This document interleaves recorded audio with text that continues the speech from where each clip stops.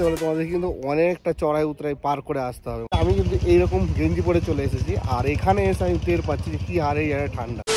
Mirik lake থেকে মোটামুটি 9 kilometre মতো স্কুটি রাইড করে এবার চলে এসেছি গোপালধারা টি স্টেটে। আর এই জায়গাটা কিন্তু বেশ ফেমাস জায়গা, অনেক টুরিস্ট এখানে আসে। আর এই জায়গাটা তোমাদের ঘুরে ঘুরে আমি এখন এবার দেখাবো।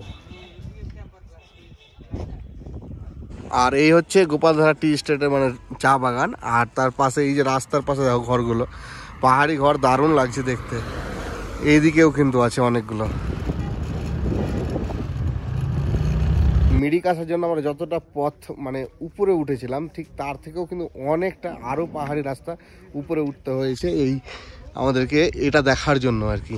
আর এই জায়গার বাইরে এই ফুলের গাছগুলো দেখো, দারুণ লাগছে। এখন কিন্তু শীতকাল না, হ্যাঁ গরমকাল, তা সত্ত্বেও কিন্তু এই জায়গাটায় বেশ অনেক ফুল ফুটে আছে। আর তার থেকে বড় কথা হচ্ছে আমি কিন্তু এইরকম গেঞ্জি পরে চলে এসেছি, আর এখানে এসে আমি টের পাচ্ছি যে কী হারে এই জায়গায় ঠান্ডা, দারুণ ঠান্ডা লাগছে। কিন্তু আজ থেকে বেশ ভালো ঠান্ডা লাগছিল। একটা জ্যাকেট কিনতে হবে, যা ব্যাপার, দেখা যাক কী করা যায়। এই গোপালধারা টি স্টেটের যে বেস্ট ভিউ পয়েন্ট সেটা হচ্ছে এই জায়গাটাতেই যেতে হবে আমাদেরকে। আর সেখানে যাওয়ার জন্য কিন্তু স্কুটিটাকে এখানে রেখে দিলাম, হেলমেট হাতে নিয়ে নিয়েছি। রিস্ক নেওয়া যাবে না, হেলমেট রেখে যাওয়া যাবে না। এই দেখো গোল পাহাড় এখানে লেখাই আছে, এই যে। আর এই হচ্ছে গোল পাহাড়, মানে ওই গোপালধারা টি স্টেটটাকে কিন্তু গোল পাহাড় টি স্টেটও বলে। চলো এবার যাই ভেতরে, আর ভেতরটা দেখে আসি। এই দেখো এখানে বোর্ড লাগানো আছে গোপালধারা টি স্টেট। চলো, এই হচ্ছে রাস্তা, এই রাস্তার উপর আমাদেরকে এখন যেতে হবে টি স্টেটটা দেখার জন্য। এরকম বাস দিয়ে কিন্তু ঘিরে দেওয়া আছে, মানে চায়ের বাগানের ভেতরে যাতে কেউ না ঢোকে ওই জন্য। আর এই জায়গাটা দেখো কি সুন্দর লাগছে, দারুণ দারুণ।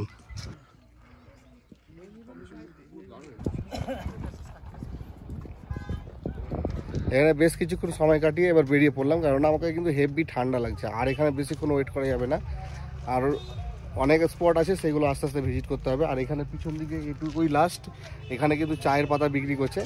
আমি নিলাম না, কাদির ভাই একটা চা পাতা নিয়েছে, ওই চাই একবার টেস্ট করব। চলো আবার যেই পথে এসেছিলাম সেই পথে আবার রওনা দিই। আর এইখান তো তোমাদের দেখালাম যে এখান দিয়ে ঢুকতে হলো গোপালধারা টি স্টেট। আর তার ঠিক উল্টো দিকে এই দেখো, এইগুলো হচ্ছে কিন্তু চায়ের দোকান আর কি, চা পাতার দোকান। আর কি হারে টুরিস্ট এসছে দেখো, প্রচুর কিন্তু আছে। আর এখানে একটা গিফট শপও আছে, এই দেখো। আমি আর ঢুকলাম না, অনেক মানে দেরি হয়ে যাবে। ওয়েদার কিন্তু মানে হেভি হেভি ঠান্ডা, আর দেরি করা যাবে না। বাই বাই গোপালধারা টি স্টেট, আবার দেখা হবে।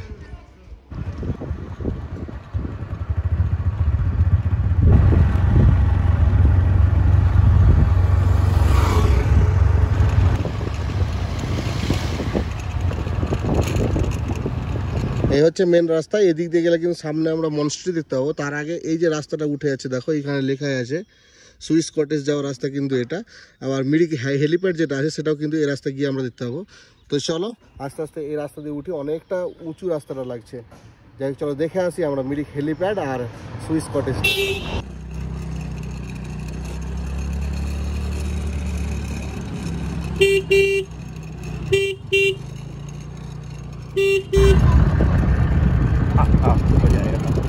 গোপালধারা টি স্টেট থেকে বেশ কিছুটা পথ রাইড করে এবার চলে এসেছি আরও একটা পাহাড়ের চূড়ায়। আর এটা হচ্ছে হেলিপ্যাড, ওই দেখো মাঝখানে এইচ লেখা আছে।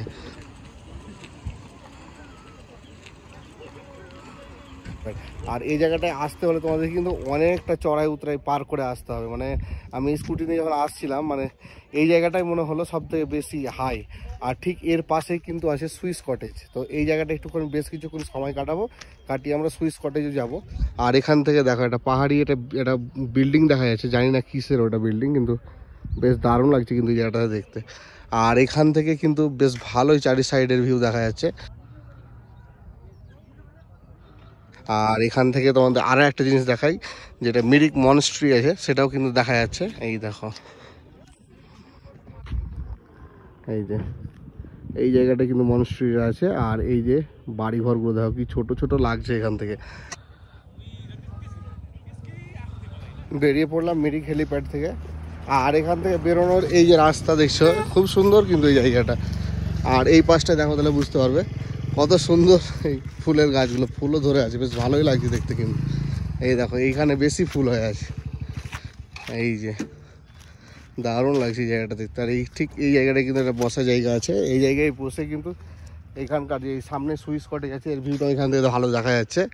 এই দেখো এই যে এগুলো হচ্ছে সুইস কটেজ। এখানে 10 থেকে 15 মিনিট মতো সময় কাটালাম। এই সুন্দর সুন্দর ফুলের গাছ আর এই হেলিপ্যাড, এই সমস্ত জিনিসই এখান থেকে দেখতে পাওয়া যাবে। যাই হোক চলো, এখানে আর বেশি লেট করবো না, এবার এখান থেকে আমরা রওনা দেবো সুইস কটেজের দিকে।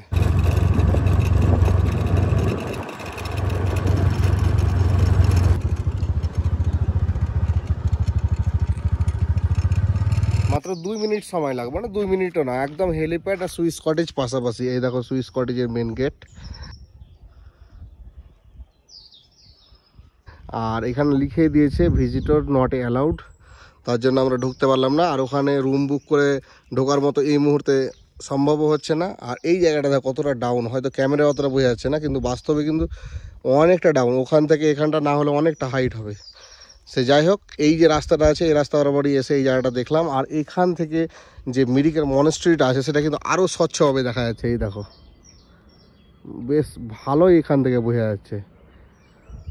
যাই হোক, এই জায়গাটায় এসে কিন্তু এই জিনিসটা দেখেও বেশ ভালো লাগলো। যাই হোক চলো, এখানে আর বেশি সময় নষ্ট করবো না, আর এখান থেকে বেরিয়ে পরবর্তী লোকেশনের উদ্দেশ্যে রওনা দেবো।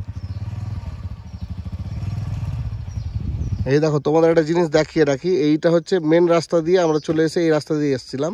আর এখান দিয়ে এসে এই যে রাস্তাটা চলে যাচ্ছে ওখান দিয়ে গেলে কিন্তু আমরা হেলিপ্যাড দেখতে পাবো, যেটা আমরা দেখে এলাম। আর তারপরে এই যে রাস্তাটা আছে, মানে এই যে ভবনগুলো দেখো তাহলে বুঝতে পারবে এটাই হচ্ছে সুইস কটেজ, যেটা কিন্তু এই রাস্তা দিয়ে আমাকে যেতে হলো।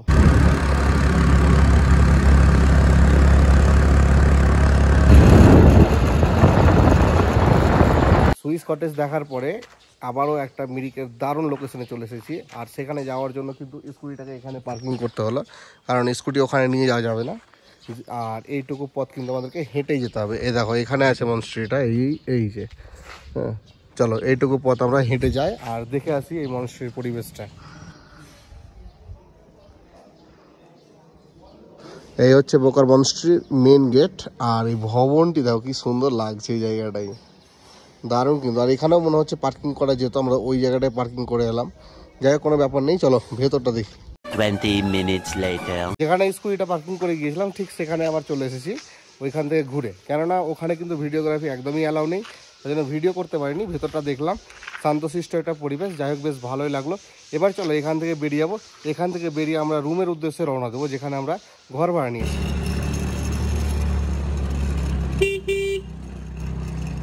বোকার মনেস্ট্রি যেটা আছে সেটা দেখে বেরিয়ে এলাম।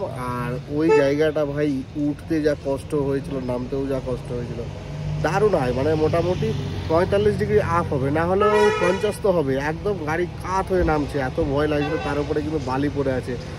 তো পরে জানতে পারলাম যে ওই রাস্তা ব্যাক সাইড দিয়ে কিন্তু মিরিক লেকের পাশ দিয়ে হেঁটেও ওই জায়গাটা যাওয়া যায়, কিন্তু হেঁটে গেলেই মনে হয় ভালো হবে। তো যারা আসবে ওই জায়গাটায় স্কুটি নিয়ে যাওয়াটা একটু রিস্ক হবে, কারণ যে কোনো মুহূর্তে কিন্তু ডিসপ্লে কিংবা ক্লাস প্লেট কিন্তু মানে নষ্ট হয়ে যেতে পারে। যাই হোক চলো, এবার তো রুমের কাছাকাছি প্রায় চলে এসেছি। আর এবার যাব রুমে গিয়ে স্কুটিটাকে রেখে দেবো। রেখে দিয়ে কিন্তু আমরা এবার মিরিকের যেটা মেন অ্যাট্রাকশন মিরিক লেক এবং মিরিক লেকের আশেপাশে যে সমস্ত অ্যাক্টিভিটিগুলো হয় এবং মিরিক লেকের সন্ধ্যাবেলা যে রূপটা থাকে সমস্ত জিনিস কিন্তু আমি তুলে ধরবো। তো চলো এখন আপাতত রুমে যাই। সময় এখন বিকেল 4:30, আর এদিক ওদিক ঘুরে কিন্তু এবার চলে এসেছি আবার আমাদের যে রুম আছে সেই রুমে। আর এরকম এখানে খুব সুন্দর একটা বসার জায়গা আছে, জানালা আছে, তবে জানালা খুললে সেরকম কিছু ভিউ পাওয়া যাবে না। এই যে আবর্জনা স্তূপ করে আছে, এটুকুই দেখতে পাবো আমরা। সে যাই হোক, এই জায়গাটায় বসে কিছুক্ষণ টাইম পাস করার মতো বেশ ভালোই জায়গা কিন্তু এটা। তবে কিন্তু এখানে বসে বেশি সময় নষ্ট করলে হবে না, কেননা আমাদের সন্ধে নামতে আসছে। আর সন্ধে নামার আগে আমি চাইছি যে মিরিক লেকের আশেপাশে এবং মিরিক লেকটা যেটা এই মিরিকের মেন অ্যাট্রাকশন সেটা আমি তোমাদেরকে দেখাবো। তো সেটাকে এই ভিডিওতে ইনক্লুড করলাম না, কারণ এই ভিডিওটা এমনিতে অনেকটা বড় হয়ে যাবে। তাই এই ভিডিওটাকে এখানে শেষ করছি। ভিডিওটা কেমন লাগলো অবশ্যই কমেন্ট করে জানিও, আর পরবর্তীতে আমি তোমাদেরকে মিরিক লেকটা দেখাবো। তো চলো আজকের এই ভিডিওটা এখানে শেষ করছি। সুস্থ থাকো, ভালো থাকো, দেখা হচ্ছে পরবর্তীতে মিরিক লেকের ভিডিওতে। ভুলে যেতে মন চায় ব্যথা পেতে।